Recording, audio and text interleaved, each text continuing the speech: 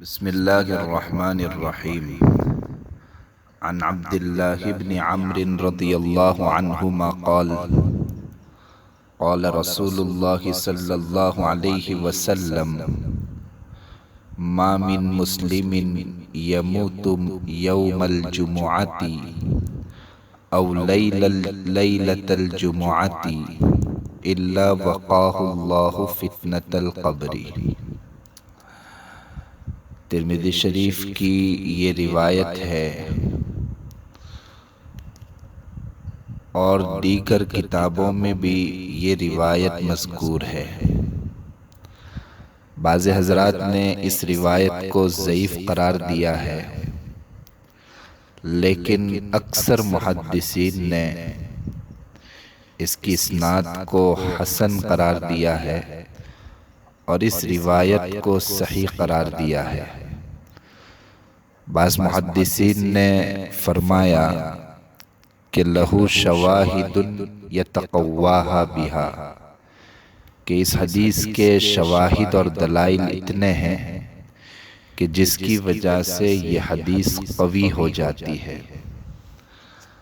بہرحال عبداللہ بن عمرو رضی اللہ تعالی عنہما سے یہ روایت ہے کہ حضور اکرم صلی اللہ علیہ وسلم کا ارشاد ہے کہ جو مسلمان جمعہ کے دن یا جمعہ کی رات میں انتقال کر جاتا ہے تو اللہ تعالیٰ اسے عذاب قبر سے محفوظ رکھتے ہیں۔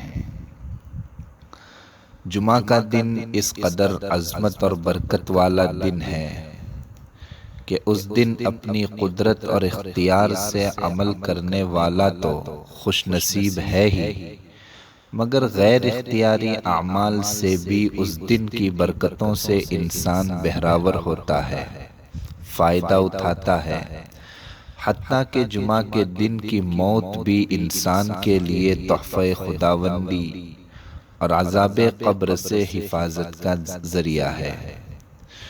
جمعہ کے دن اور جمعہ کی رات میں موت آنے کی فضیلت کے بارے میں متعدد احادیث اور آثار مروی ہیں کہ اس دن مرنے والا عذاب قبر سے محفوظ رہتا ہے۔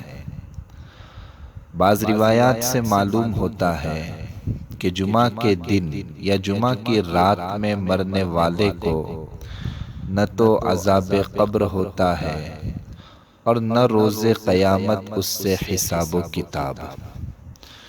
چنانچہ جریج بن عطا رضی اللہ ابن جریج بن عطا کی روایت میں ہے کہ قال رسول اللہ صلی اللہ علیہ وسلم: ما من مسلم او مسلمۃ يموت في يوم الجمعة او ليلة الجمعة الا وقي عذاب القبر وفتنة القبر ولقي الله ولا حساب عليه وجاء يوم القيامة ومعه شهود يشهدون له۔ ایک اور حدیث میں ہے کہ اس کو شہید کا ثواب بھی ملتا ہے۔ بہرحال حدیث میں جمعہ کے دن موت کی بڑی فضیلت آئی ہے۔ اب محدثین میں اس کا اختلاف ہے کہ عذاب قبر کیا ہمیشہ کے لیے ہٹا دیا جاتا ہے یا صرف جمعہ کے دن ہٹا دیا جاتا ہے۔ تو اس سلسلے میں ملا علی قاری رحمۃ اللہ علیہ فرماتے ہیں کہ اس حدیث کو مطلق رکھو، کیونکہ اللہ رب العزت کے فضل پر نظر ہے کہ قبر میں قیامت تک حساب نہیں ہوگا۔ اللہ تبارک و تعالی رحیم ہے، وہ جب معاف کرنے پر آتا ہے تو ہمیشہ کے لیے معافی کا پروانہ دے دیتا ہے۔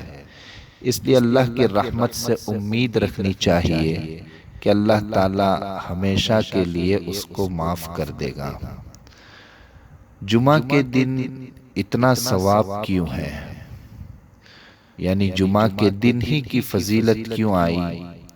تو وہ بھی اللہ کی مشیت پر ہے کہ جو اللہ بیت اللہ میں 1,00,000 نماز پڑھنے کا ثواب رکھ سکتا ہے، جو اللہ اپنے گھر کو شرف دے سکتا ہے، مکان کو شرف دے سکتا ہے، وہی اللہ زمان کو یعنی جمعہ کے دن کو بھی شرف دے سکتا ہے۔